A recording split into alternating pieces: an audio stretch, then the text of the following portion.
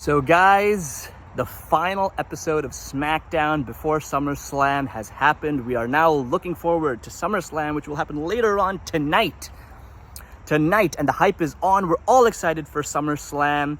Basically, this episode of Smackdown was all about the hype, which is usually what we see before any show that happens before a PLE. We don't really see much new developments in terms of plot, in terms of story. Nothing too exciting, not many twists happen. It's just about hyping up the PLE, and this SmackDown was no different.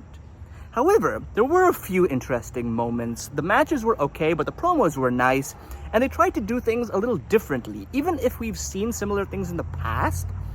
However, having said that, I know for a fact that people were expecting certain things which did not happen. So that is also there, but overall, this SmackDown was above average, I guess. I won't give it negative marks. It was above average. It was okay. It did what it intended to do. So let's get to it. Things started off strong with Cody Rhodes coming out to the ring. He starts off the show, which is really exciting. The people always love that. He calls out Solo Sikoa. Naturally, Solo Sikoa comes out to the ring. They have a back and forth. Solo Sikoa says how he is the tribal chief, and indirectly he calls out Roman Reigns by saying how he was a weak tribal chief when Cody Rhodes beat him.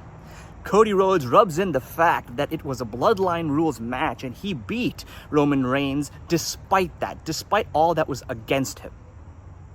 This ultimately leads to the rest of the Bloodline coming out, obviously from different parts of the arena, and Solo Sikoa ultimately proposes a challenge. Although it's not really a challenge because Cody Rhodes can't say no. He's about to get beaten up by 3 people. But what Solo Sikoa says is that at SummerSlam, it's going to be a Bloodline rules match again. He poses it as a challenge, but it's not a challenge. Because we know what's going to happen if Cody Rhodes says no.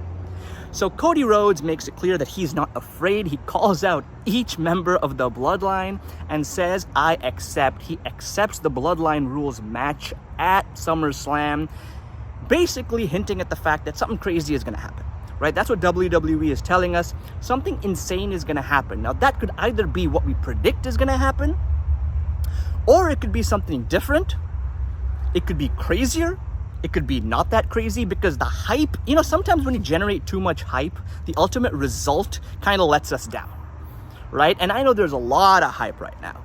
So that's kind of scary, right? So anyways, this was a nice segment or a way to begin SmackDown. Next, after this, we have 2 matches back to back, both which, according to me, were okay.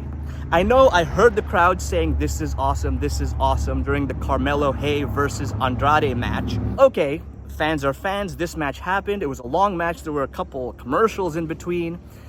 Overall, though, I don't know. I found it to be okay. The next match was Apollo Crews versus Pablo Escobar. This match also was okay. Nothing too exciting. Seemed like a filler to me. I'm just not emotionally invested in this story, or in these wrestlers in general. I'm sure I might be in the future someday. As of now, I'm not. This is when we have the second memorable moment of the show after the beginning segment, where Nick Aldis, SmackDown general manager, is in the ring with Cleveland dignitaries, apparently, to welcome Logan Paul at his hometown. Logan Paul comes out to the ring. Naturally, being the heel that he is, he mocks the crowd of his own hometown. Right? That's taking heelish behavior to the next level. He mocks the crowd, he makes fun of them, he talks big, and then he inaugurates a banner. Right? He has a banner that he inaugurates at his hometown on top of the ring. But what he didn't expect is that when the banner comes down, right on his face there is a yeah. Right? LA Knight's yeah, and obviously he's taken aback by that. LA Knight did something behind the scenes which he did not expect. This is when LA Knight comes out to the ring. There's a bit of trash talking back and forth going on. Nice little promo there. LA Knight mocks the banner, and then he says, you know what?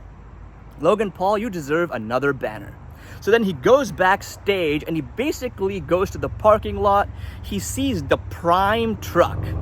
He goes into the driver's seat and drives away as Logan Paul rushes from the ring, goes backstage, but it's too late. This segment was interesting, it was wacky, it was bizarre.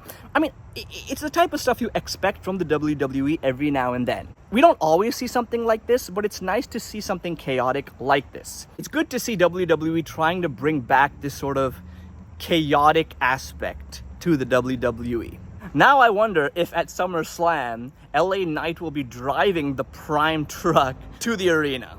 We then had the Women's Championship on the line. Bianca Belair and Jade Cargill on a mission to get their championships back. My theory was this while I was watching Smackdown. If Bianca Belair and Jade Cargill manage to get the Women's Championship and become the new Women's Champions, then during the main event match, it's possible that the Bloodline may actually not win. Right? We all expected that the Bloodline would win. Right? But I thought at that moment, the way the WWE usually does things, they may not have two championships change hands on the same night, on the same Smackdown. So that was my theory. Now, I, for some reason at that moment, didn't expect interference or a disqualification. Usually I'm pretty good at predicting these things, but I didn't predict a disqualification. So the match ends with a disqualification, and ultimately, unfortunately, Bianca Belair and Jade Cargill are not the new WWE Women's Champions. Now we're at the main event. The Bloodline versus DIY for the Tag Team Championships. And the prediction of mine was that if Bianca Belair and Jade Cargill don't win the Tag Team Championships, then Bloodline could win. But they neither won nor lost. It was a disqualification match. It ended with a disqualification, making this a bit more unpredictable. Another theory that I had, and many had, is that Jimmy Uso would make a return. Maybe the Bloodline actually would not win the Tag Team Championships due to Jimmy Uso interfering. Now, all Jimmy Uso would have to do is hit one of them, right? And then it would be a disqualification, and the Tag Team Championships would not change hands. But Jimmy Uso did not come out. Ultimately, however, we had a good match. There was a nice back and forth. There were moments in which we thought DIY were doing absolutely amazing. They are strong, obviously. This is a good way to book them because they're coming across as the future, right? However, unfortunately, the Bloodline has the upper hand. Jacob Fatu, to be specific. So Jacob Fatu and Tama Tonga are the new Tag Team Champions. The Bloodline have the Tag Team Championships. Now it's all about Solo Sikoa proving who he is at SummerSlam. I don't know, right? The prediction of many is that it won't happen. Cody Rhodes will win the championship. Roman Reigns will then interfere. It's going to be a Bloodline rules match. We know that now. So you never know, right? Kevin Owens, Randy Orton can enter the mix. There could be a back and forth. Jey Uso, Sami Zayn. Anything can happen, right? The Bloodline members will obviously get involved. It's going to be chaotic, right? We might see some returns. It's going to be awesome, right? So the prediction is that Cody Rhodes will win, obviously. But you know, one thing I've noticed about WWE, sometimes they're so predictable, but when they're not, they really aren't. Like, sometimes they just completely pull a swerve, right? I actually wouldn't be surprised if Roman Reigns does not return, right? And I actually have a theory behind that. But for that, you're going to have to watch my other video, guys, and you have to subscribe. I hope you enjoyed this video. Let's look forward to SummerSlam. I can't wait.